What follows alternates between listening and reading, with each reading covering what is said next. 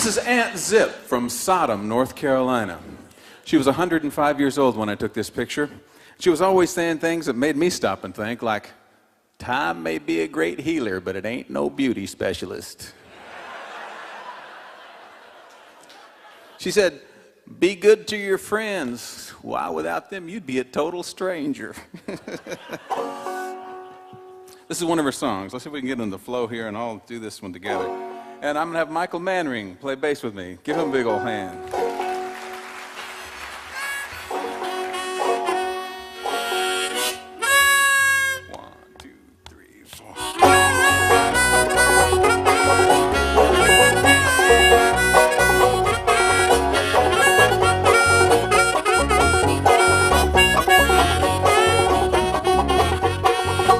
Well, my true love's a black-eyed daisy. If I don't see her, I'll go crazy. My true love lives up the river. A few more jumps and I'll be with her. Hey, hey, black-eyed Susie. Hey, hey, black-eyed Susie. Hey, hey, black-eyed Susie. Hey. Now you got to picture Aunt Zip at 105 years old in Sodom, North Carolina. I'd go up and learn these old songs from her.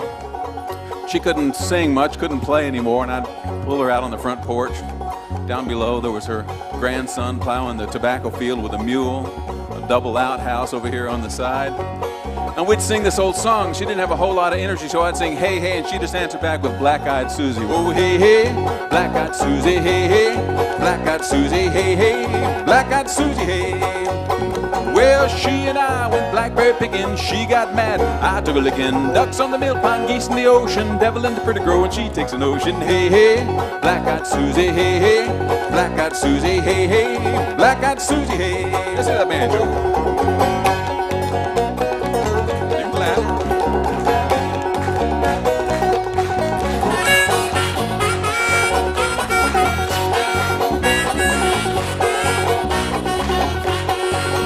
Well, we'll get married next Thanksgiving. I'll lay around, she'll make a living. She'll cook blackjacks, I'll cook gravy. We'll have chicken someday, maybe. Hey, hey, hey, hey, hey, hey, Black-Eyed Susie, hey. One more time now.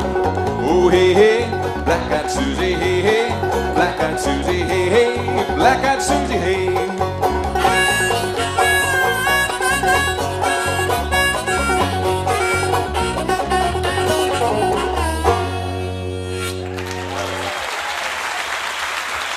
Thank you, Michael. This is Ralph Stanley. When I was going to college at University of California at Santa Barbara in the College of Creative Studies, taking majors in biology and art, he came to the campus. This was 1968, I guess it was. And he played his bluegrass style of music, but near the end of the concert, he played the old-timey style of banjo picking that came from Africa along with the banjo. It's called clawhammer style, that he had learned from his mother and grandmother. I fell in love with that. I went up to him, I said, how can I learn that? He said, well, you can go back to Clinch Mountain where I'm from, or Asheville, or Mount Airy, North Carolina, someplace that has a lot of music. There's a lot of old people still living that play that old style.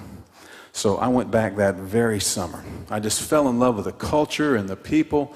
And, you know, I came back to school, I finished my degrees, and told my parents I wanted to be a banjo player. You can imagine how excited they were. So I thought I would just like to show you some of the pictures I've taken of some of my mentors, just a few of them, but maybe you'll get just a little hint of some of these folks, and play a little banjo. Let's do a little medley.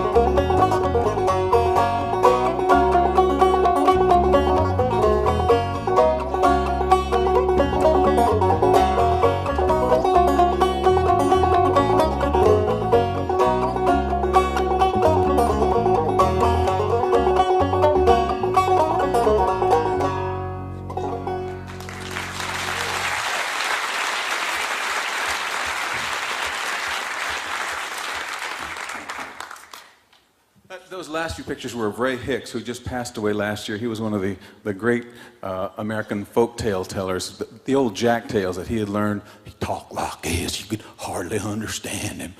But it was really wonderful. And he lived in that house that his great-grandfather had built. No running water, no electricity. A wonderful, wonderful guy. And you can look at more pictures. Actually, go to a website that's got a bunch of photos that I've done of some of the other folks I didn't get a chance to show you. This instrument came up in those pictures. It's called the mouth bow.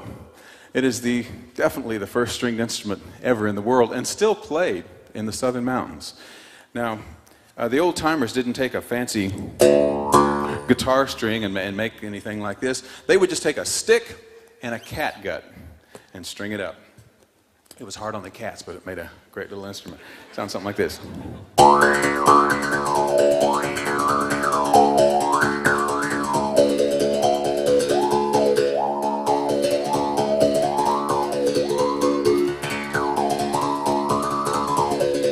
Well, have you heard the many stories told by young and old with joy about the many deeds of daring that were done by the Johnson boys? You take Kate, I'll take Sal, we'll both have a Johnson gal. You take Kate, I'll take Sal, we'll both have a Johnson gal.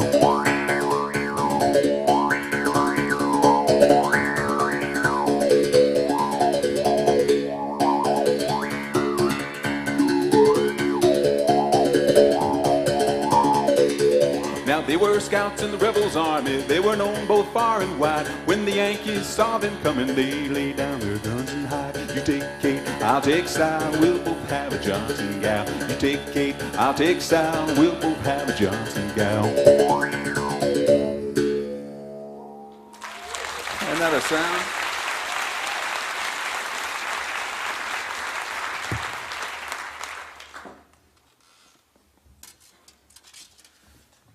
Well, it was 1954, I guess it was. We were driving in the car outside of Gatesville, Texas, where I grew up in the early part of my life. Outside of Gatesville, we were coming back from the grocery store. My mom was driving, my brother and I were in the back seat. We were really mad at my mom. We looked out the window, we were surrounded by thousands of acres of cotton fields. You see, we'd just been to the grocery store, and my mom refused to buy us the jar of Ovaltine that had the coupon for the Captain Midnight decoder ring in it. And buddy, that made us mad. Well, my mom doesn't put up with much either, and she was driving. She said, "You boys, you think you can have anything you want. You don't know how hard it is to earn money. Your dad works so hard. You think money grows on trees. You never worked a day in your lives. You boys make me so mad. You're going to get a job this summer." She pulled the car over. She said, "Get out of the car." My brother and I stepped out of the car. We're standing on the edge of thousands of acres of cotton. There were about 100 black folks out there picking. My mom grabbed us by the shoulder. She marched us out in the field. She went up to the foreman. She said, "I got these two little boys, never worked a day in their lives." Of course, we were just 8 and 10. She said, "Would you put them to work?" Well, that must have seemed kind of like a funny idea to that foreman. Put these two middle-class little white boys out in a cotton field in August in Texas. It's hot. So he gave us each a cotton sack about 10 feet long, about that big around, and we started picking. Now, cotton is soft, but the outside of the plant is just full of stickers. And if you don't know what you're doing, your hands are bleeding in no time. And my brother and I started to pick it, and our head was starting to bleed. And we said, "Mom!" And Mom was just sitting up by the car like this. She wasn't going to give up. Well, the foreman could see he was in over his head, I guess. He kind of just snuck up behind us, and he sang out in a low voice. He just sang, "There's a long white robe in heaven, I know. Don't it leave me behind. There's a long white robe in heaven, I know. Don't it leave me behind." And from all around us, people started singing, answering back. He sang, good news, chariots coming, good news. Chariots coming, good news. Chariots coming, and I don't want it to leave me behind. Now, my brother and I had never heard anything like that in our whole lives. It was so beautiful. We sat there all day picking cotton without complaining, without crying, while they sang things like, "Oh, Mary, don't you weep, don't you moan, and wade in the water, and I've done this little light of mine." Finally, by the end of the day, we had each picked about a quarter of a bag of cotton. But the foreman was kind enough to give us each a check for $1. But my mother would never let us cash it. I'm 57, still have the check. Now, my mother hoped that we learn from that the value of hard work. But if you have children, you know it doesn't often work that way. No, we learned something else. The first thing I learned that day was that I never, ever wanted to work that hard again. And pretty much never did. But I also learned that some people in this world do have to work that hard every day, and that was an eye-opener. And I also learned that a great song can make hard work go a little easier. And it also can bring a group together in a way that nothing else can. Now, I was just a little 8-year-old boy that day when my mama put me out of the car in that hot Texas cotton field. I wasn't even aware of music, not even aware of it. But that day in the cotton field out there picking, when those people started singing, I realized I was in the very heart of real music, and that's where I wanted to be ever since. Try this old song with me. I sing. Oh, there's a long white robe in heaven, I know you sing, don't it to leave me behind.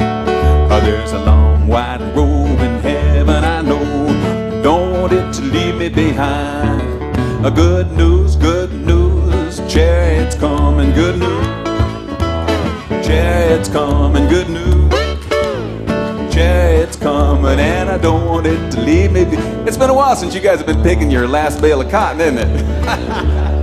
Let's try one more time. There's a starry crown in heaven, I know, don't want it to leave me behind. There's a starry crown in heaven, I know, don't want it to leave me behind. Good news, chariots coming, good news. Chariots coming, good news. Chariots coming, and I don't want it to leave me behind. It was a few years ago that I sort of remembered this story, and I told it at a concert. My mom was in the audience. She was glad to have a story about herself, of course, but after the concert, she came up and she said, "David, I gotta tell you something." I set that whole thing up. I set it up with the foreman. I set it up with the owner of the land. I just wanted you boys to learn the value of hard work. I didn't know it was going to make you fall in love with music, though. Let's try it. Good news. Chariots coming, good news. Chariots coming, good news. Chariots coming, and I don't want it to leave me behind.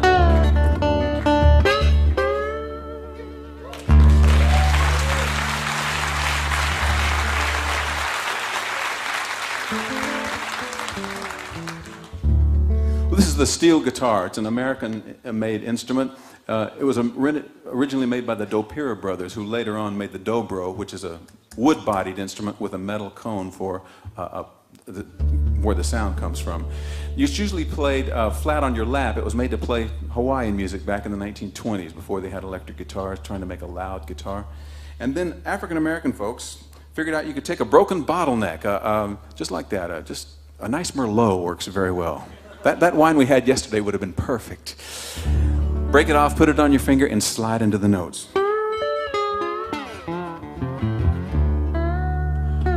This instrument pretty much saved my life. 14 years ago, I guess this year, my wife and I lost our daughter Sarah Jane in a car accident.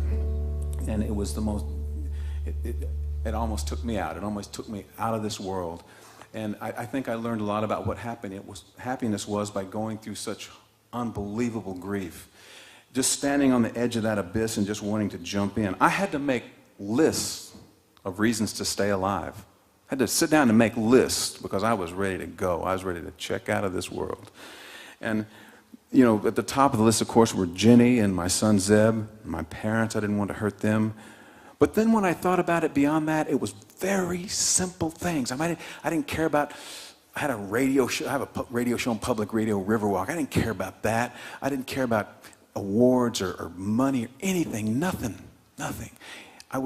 On the list would be stuff like seeing the daffodils bloom in the spring, the smell of new-mown hay, catching a wave and body surfing, a touch of a baby's hand, the sound of Doc Watson playing the guitar, listening to old records of Muddy Waters and Uncle Dave Macon, and for me, the sound of a steel guitar. Because one of my parents' neighbors just gave me one of these things. And I would sit around with it, and I didn't know how to play it, but I would just play stuff as sad as I could play. And it was the only instrument that of all the ones that I played that would really make that connection. This is a song that came out of that.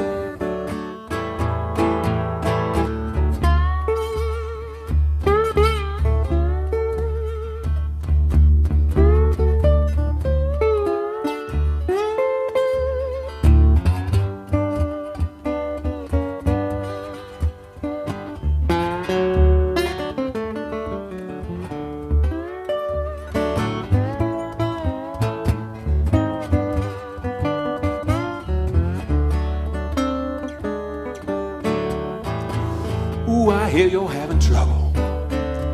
Lord, I hate to hear that news. If you want to talk about it, you know I will listen till you're through. Words no longer say it. Let me tell you what I always do.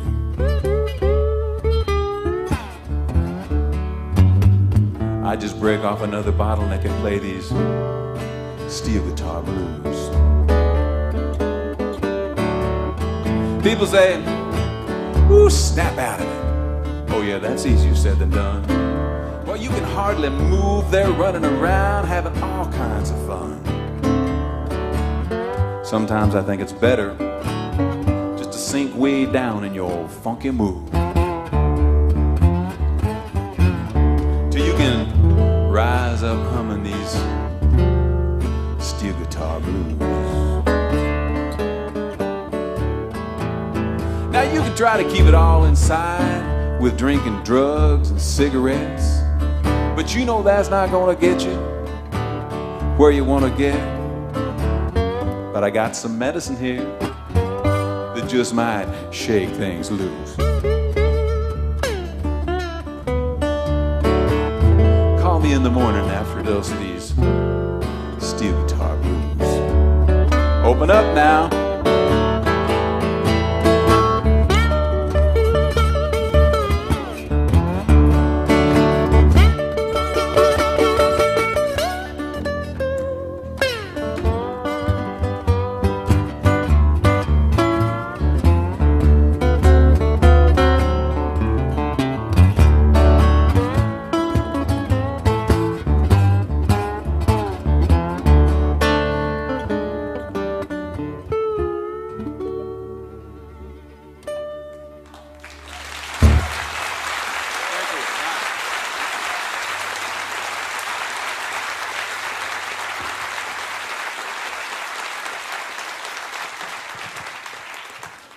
Oh, I think I've got time to tell you about this. My dad was an inventor. We moved to California when Sputnik went up in 1957.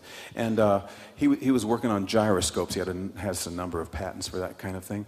And we moved across the street from Michael and John Whitney. They were about my age.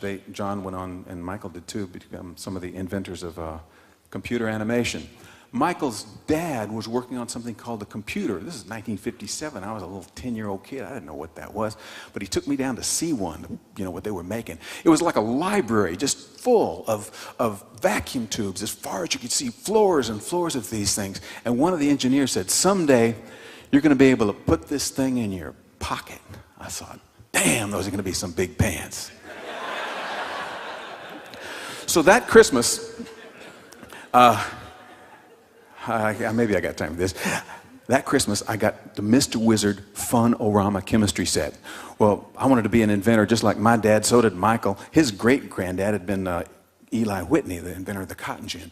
So we looked in that. This is a commercial chemistry set. It had 3 chemicals we were really surprised to see: sulfur, potassium nitrate, and charcoal. Man, we were only 10, but we knew that made gunpowder. We made up a little batch, and we put it on the driveway, and we threw a match, and it flared up. Oh, it's great. Well, obviously, the next thing to do was build a cannon. So we went over into Michael's garage. His dad had all kind of stuff, and we put a pipe in the vise there and screwed a cap on the end of the pipe, drilled a hole in the back of the pipe, took some of our firecrackers, pulled out the fuses, tied them together, put them in the back there, and down in that hole and then stuff some of our gunpowder down that pipe and put 3 ball bearings on the top in the garage. We weren't stupid. We put up a sheet of plywood about 5 feet in front of it. We stood back, we lit that thing, and they flew out of there. They went through that plywood like it was paper. Through the garage. 2 of them landed in the side door of his new Citron. We tore everything down and buried it in his backyard. That was Pacific Palisades. It probably is still there back there. Well, my brother heard that we had made gunpowder. He and his buddies, they were older and they were pretty mean. You know, they said they were going to beat us up if we didn't make some gunpowder for them. We said, well, what are you going to do with it? They said, we're going to melt it down and make rocket fuel.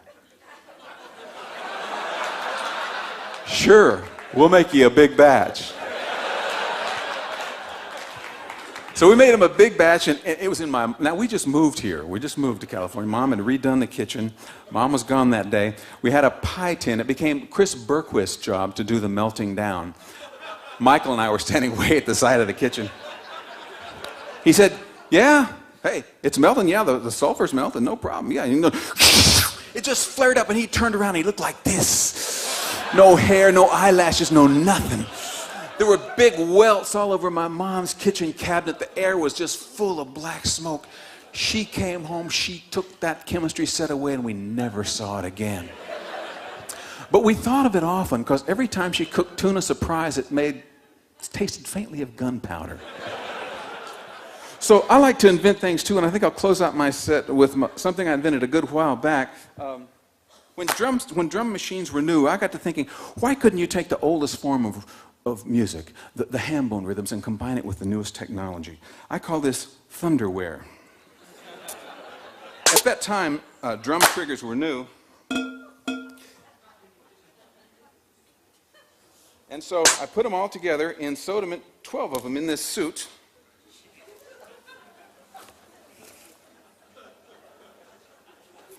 I showed you some of the ham bone rhythms yesterday. I'm going to be doing some of the same ones. I have a trigger here, here. Right there.